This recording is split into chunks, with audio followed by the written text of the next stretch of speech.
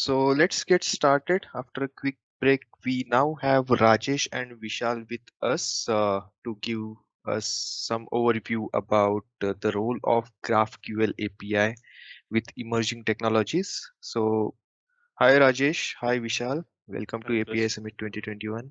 Hi. Yeah, so just to Hello. introduce both of them, hi. Rajesh began his career as a business intelligence analyst in 2010. He is currently working as a senior application developer in Fujitsu and belongs to the digital transformation team where he is leading the graphs analytics stack. And Vishal has begun his career as an application developer with Fujitsu in the year 2019, and he has a proficient experience in designing, developing, delivering user-centric applications using AngularJS and React.js. He belongs to the Center for Emerging Technologies team, focusing on the GraphQL API. Please feel free to get in touch with them on LinkedIn, or you can visit their speaker profiles to get to know more about them. And without further delay, I would like to hand it over to both of you so that you both can get started. Yeah, thank you, Rudraj. So you're audible and screen is visible, right? Yeah, it's Thank visible and you. you are audible. Yeah, please Thank you so proceed. much. Yeah. Hi, everyone. Good evening, and welcome to our talk on the role of GraphQL API with emerging technologies. Firstly, would like to thank you, API Summit committee team, for giving us this opportunity. And so this is the agenda for our today's session. So first we'll give introduction to graph databases and Neo4j graph database, and then introduction to GraphQL APIs, and then we'll say quick demo on the difference between the REST APIs and GraphQL APIs, and then we'll introduce you to the Neo4j GraphQL library, and we'll have a demo on the same topic with the same schema that we are going to show you. And this is all about the agenda. So move on to the introduction part. So before talking about a graph database, let's understand some basic points on relational and NoSQL database. Before that, if we talk about relational database, where data is stored in a table. So normalization of relational database, and purpose of normalizing is to eliminate the redundancy in a data to direct or to increase the performance of queries. At this point of time, having to join to fetch the data from relational database is common. But to fetch data here, let's we have some 25 tables where we need to join these tables to fetch the data. What if the database keeps going and more tables are added up? It will be a serious performance issue, though the indexes are in place. So relational database using a vertical scaling, which means you can see in the diagram, as database keep growing, there is a need for more components like storage, memory, and other resources. So data volume is a big concern with a relational database. From relational database, we were advanced to the NoSQL databases. Definitely, the NoSQL databases help to fetch more data without performance issues. But a non-relational database and database with no table, so there is some basic advantages is that there are no predefined schemas.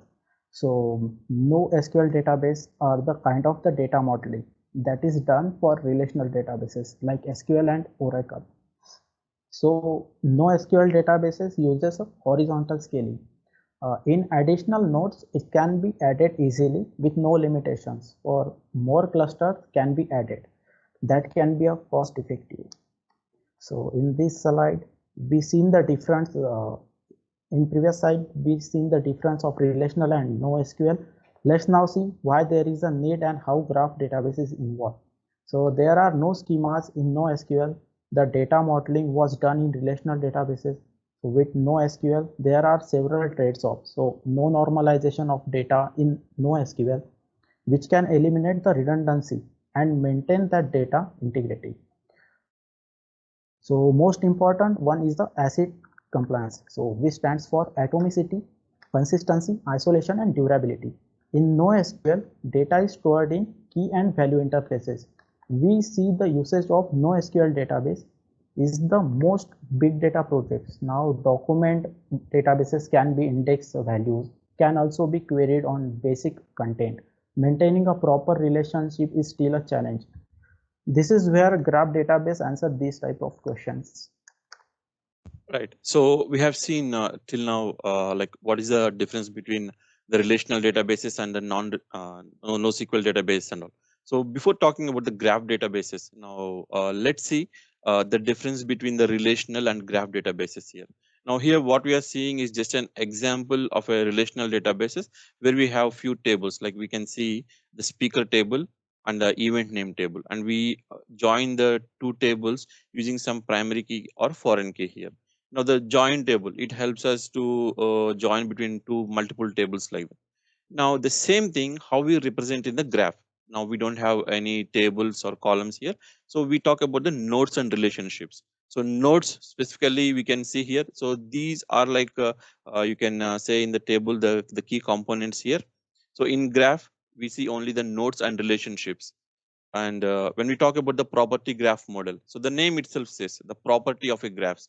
So we talk only about the nodes and relationships, and in the nodes and relationships we do have some properties. So that way the data goes in, and this is how the our initial graph schema looks like. So we'll stick to this schema in the or the rest of the demo of this session as well. So we have a speaker who is participating in an event, and the speaker belongs to an organization. So this is one type of schema, for graph schema, where the rest of the session goes on. Okay, and just to give an introduction on the GraphQL API part. So this is just a basic history on the GraphQL API, which was started in by Facebook in the year 2012, and later it was open sourced in 2015. Now the main purpose of initiating this project from Facebook is they want to come with a better performance of queries, or let's say like they want to eradicate like overfetching and underfetching of data. That's when this project has started, and later it was open sourced in 2015. And we can see here basically it's an GraphQL is just an API query language. It's not a database, or it's not some application or something. It's just a query language for your API. And why it was developed? It was developed to have that efficient client server communication. So when we talk about multiple round trips that happen while using REST APIs, so they want to avoid those multiple round trips, and the communication should be most effective between the client and server. And about again, when we are using REST APIs or other APIs, the documentation plays really key role here. Now we can see here it's automatically generated documentation. So we'll see in our next slide. So like what do we mean by automatically generated documentation and all. Currently, when we see in the global leaders like Facebook, Netflix, Amazon, so everybody is embracing GraphQL API and they're implementing it. Okay, so if we see the quick differences between REST API and GraphQL API, so this is what we spoke about when we talk about the communication between the client and server. So usually in the REST API, so what we call as API endpoints, we send a request to the database server, and this endpoint it fetches some data from the database, and it returns in a JSON format. So when we suppose when we want multiple types of data, we need to enter multiple endpoints. So this causes multiple round trips, and there is no control on data. When we ask something like a parent data, it almost brings everything, the child data as well. So there's no control on the data as well. It's kind of overfetching and underfetching. So we don't when we want some kind of parent data and child data, there should be two kinds of endpoints, two different endpoints has to go. So that's when REST API is multiple round trips. Now when we talk about GraphQL API, you can see how the instead of multiple round trips, a single query. So we can ask the database, we need this kind of uh, a bit of information from the parent nodes and from the child nodes. So completely it is in our control of the query. What we ask is what we get there. So there is no overfetching and there is no underfetching. So it is exact fetching. What we ask is what we get. So whatever we discussed here, the differences. Let's see a quick demo on this, just to understand with a quick example. Now, this is my Tableau online site, so where we can register for free. So in this Tableau online, if I explore on this, so there are some projects, of course, empty projects, which has some workbooks. Now, if I go through the Postman and I want to see the project list, I have signed in using API token here. Now, if I want to know the project list, for example, I am sending an API endpoint, which fetches all the project information. We see here.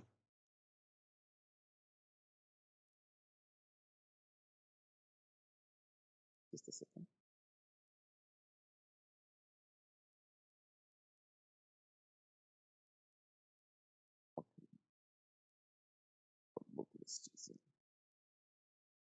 Right. You can see here, basically, these are the workbooks that we have here. And yeah, right. Sorry, it was on the test results. So on the body, you can see. So these are the projects that we have in the Tableau online site that we have seen. And here are the workbook list. So to get the project list and workbook list, I have to send two endpoints. Now let's see, we created a GraphQL API schema with the same kind of data. So we'll see in the next slides how to create this data and all. So here I'm just trying to check like what kind of projects with the project names. Right. Yeah. So this is how we are getting the information. So we are getting all the project names. So I'm asking only for the project name, so I can see the result only on the project name. Now, for example, I need a workbook as well. For example,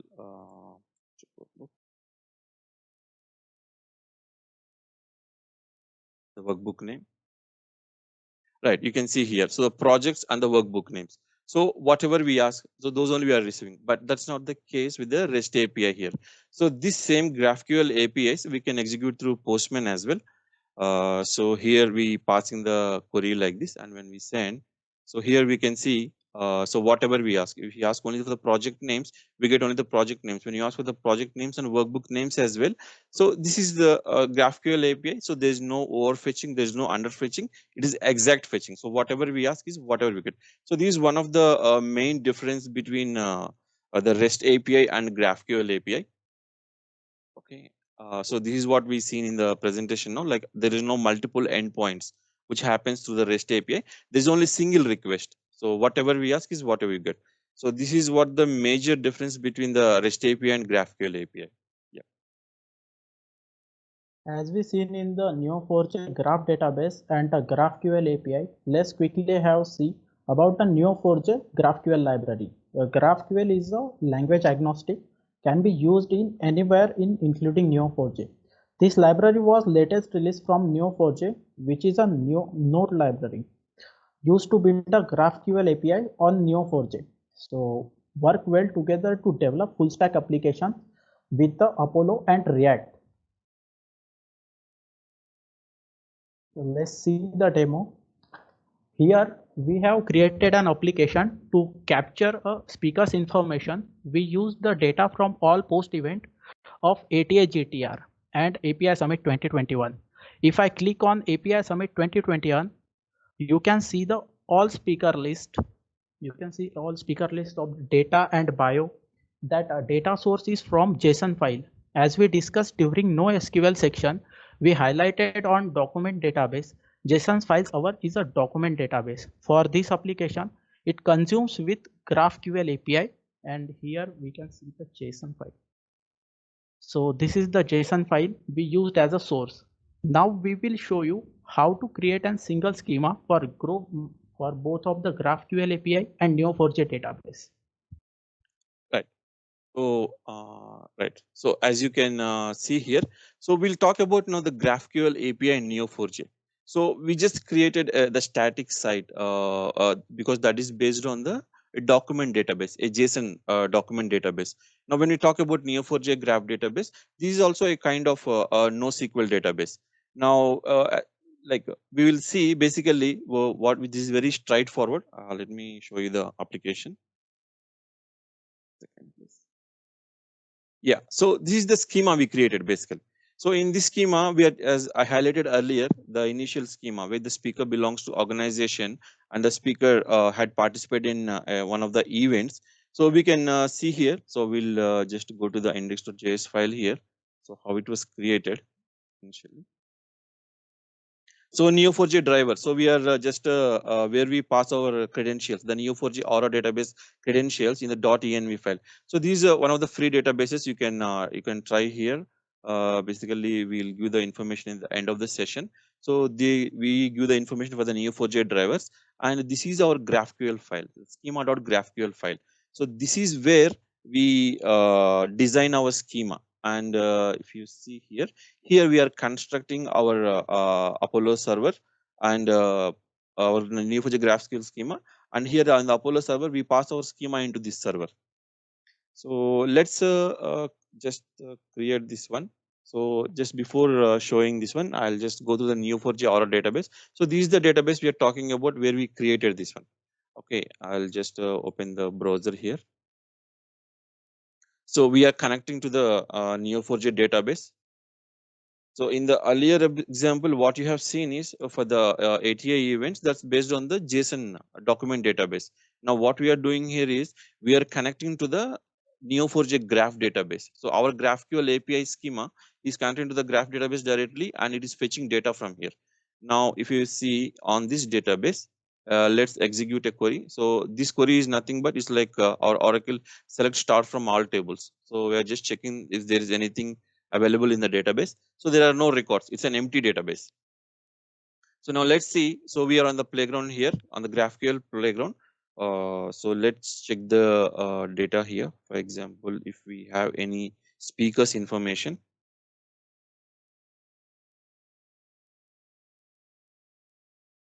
Speaker name. So you can see here. So this is an empty database. So nothing was there now. So let's see. We'll see how to create the data with the GraphQL API schema. And here you can see so there are two types basically in GraphQL schema. So we talk about query and mutations. Query is nothing but to read the data from to fetch the data from the database. Now mutation is nothing but where we perform our CUD operations, create, update and delete operations. So now let's see. So now since we don't have any data, now we are going to create some data in the database, which means that we are doing some mutation, which is nothing but a create speakers, for example. Okay, and let's start with one of the mutation here.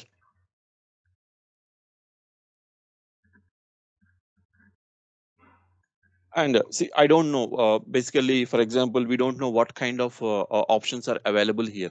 And we talked about the auto-generated data, right? Auto-generated documentation. Now, if you see in the GraphQL schema, in the documentation part, you can see here mutations. These are the available mutations for us here. The create speakers, organizations, and events. So I call them as nodes here as we store this data in the database.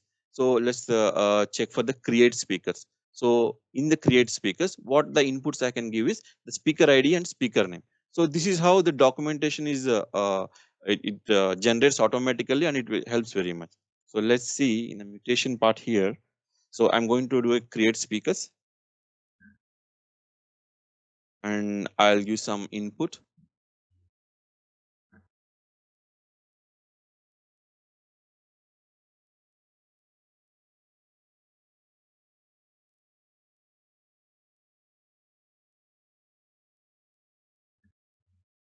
Give some input here.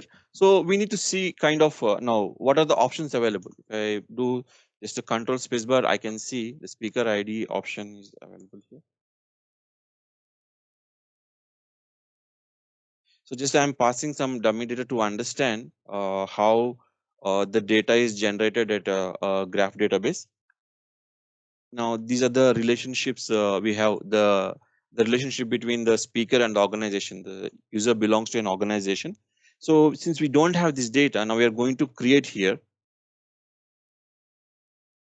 organization information as well.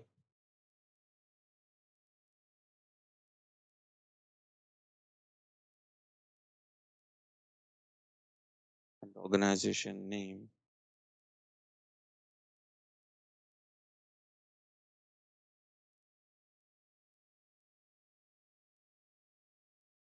And let's see the speaker presented. So it belongs to an event here.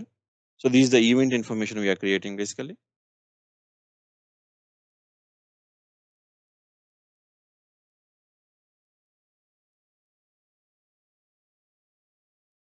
Let's say event ID 1 and event name. Just pause there.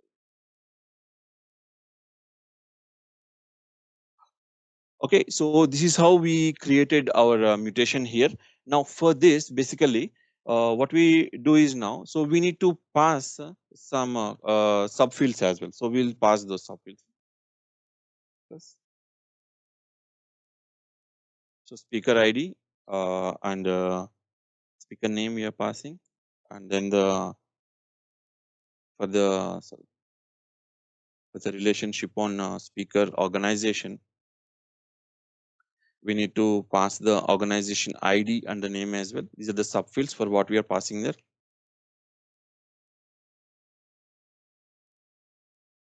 And, speaker presented. So this goes with the event ID and event name.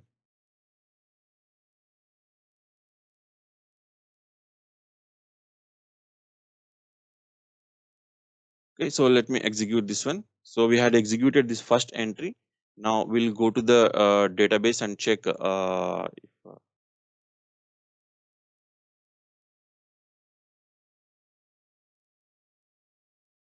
okay. And so we just execute the query again, match of n, return of n. So we can see here there's an entry made there. So we see basically what we see is the data we entered here through the GraphQL playground. We can see here. Now let's check one quick thing, like how the schema is looking here. So this is the schema we have designed there. If we see, basically we created only one schema for both our GraphQL API and for the database as well. So there's only one schema we have designed. There are no multiple schemas we had created here. So that's when the Neo4j is able to pick the exact schema that was given, and data is entered like this. So this is how the graph databases and GraphQL APIs are very much related, and they work well very much together. And let's have some visualizations here. So that is only one sample data I had shown you. So we, as I showed in the initial slides, we have taken data for the API Summit 2021, and we have taken the past ATA GTR event for the past 5 years. So this is how it looks, the whole clustered one basically. You can see here. Just a second.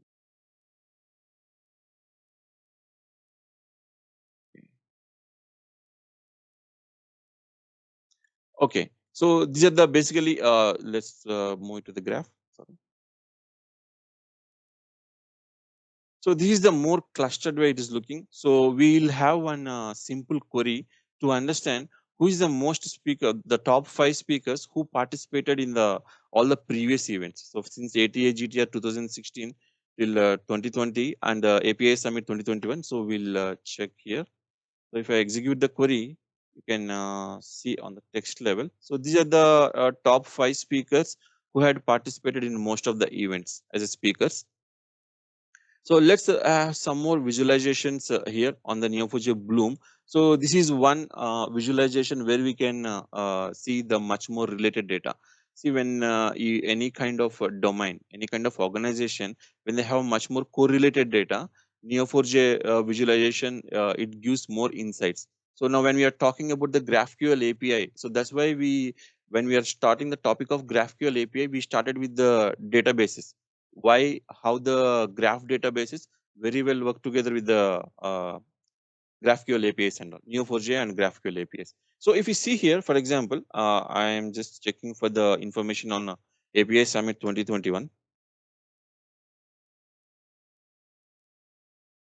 Okay, so this is how we explore the information here. So for API Summit 2021, so what's currently going on now? We have 21 speakers here. Now let's have some more initial. Just a second. Let me refresh this, please.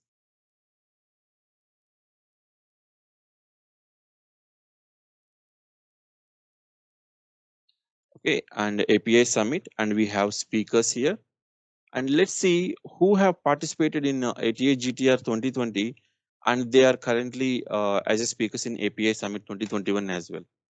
So we can see here. So these are the 6 speakers who are part of ATA GTR 2020, and now currently they are also part of API Summit 2021. So why the kind of visualization, how this is possible is Neo4j graph databases work very well together with the GraphQL APIs. The kind of schema we created, as I shown you in the application. So you can see there's only one schema we had created. So this is our GraphQL schema. It's a very straightforward. We have 3 nodes and how the data is related. Now let's suppose there are some the data that we have seen here. So there is only some 300 nodes that we have seen here. So what happens? There is some 1 million rows, something 1 million nodes. Still the performance is very good here. So it will be in such a way. Sorry. So that's how the visualizations are very much meaningful, and it provides more insights as well. And when we talk about the GraphQL with emerging technologies, so we keep listening about like emerging technology. When we talk about 5G, we talk more on low latency and zero latency of fetching data. Now, what we have seen in the initial slides is how fast the GraphQL API can fetch the data compared to REST APIs. So because there is no overfetching and underfetching, it's exact fetching. So these kind of things, and 5G and GraphQL, it would be a great combination to fetch data quickly for any additional insights. The kind of insights we have seen on Neo4j, there won't be any performance issues, or the performance will be much better, because to retrieve data by joining 20 to 25 tables, there are so many performance issues. But when the data is that kind of relational data is represented in the graph in the form of nodes and relationships, we will not have any performance issues. So that's one thing. When we are talking about 5G speed, we need to consider the GraphQL API speed as well, the kind of data that can be fetched quickly. And when we talk about the standardization of data in IoT, so this is a more frequently heard problem. Since the IoT had come into the market, this is where we keep on hearing the lack of standardization. Like for example, take any kind of IoT environment where they fetch data from multiple IoT devices, because you cannot say complete story based on one single sensor. It should be from multiple sensors, and there are so many sensor fusion technologies evolved right now. So the kind of data we fetch from these IoT sensors, it should be limited. We cannot take everything and use for insights instantly, because latency should be considered here. That's when GraphQL APIs definitely they play key role while we fetch data from these IoT sensors and all. And lastly, about the data-driven building data-driven enterprise architectures. So GraphQL play very crucial role here, because they support well in building applications, let's say against enterprise data systems. And when we have the kind of correlated data, when data is more and more related, you have 10 million rows, 15 million rows, definitely you need to have something, a kind of APIs that don't throw any performance issues. So that's when GraphQL APIs and Neo4j they play well together. And these are few resources. If you and the Neo4j Aura, that is a cloud database, you can just register and check it out how it works. And the Neo4j GraphQL library, it's been very new to the market. It's been only 2.5 months this library has released, and there are many ideas working out on this Neo4j GraphQL library. You can go through this URL, and there's an entire course available, which is very interesting. You can build your own cases on this. And these are the few communities available on the where you can highlight more on the Neo4j GraphQL or any other GraphQL libraries. You get a good information on that. And thank you again for giving us this opportunity to be part of this great event. Thank you all. We hope for any questions.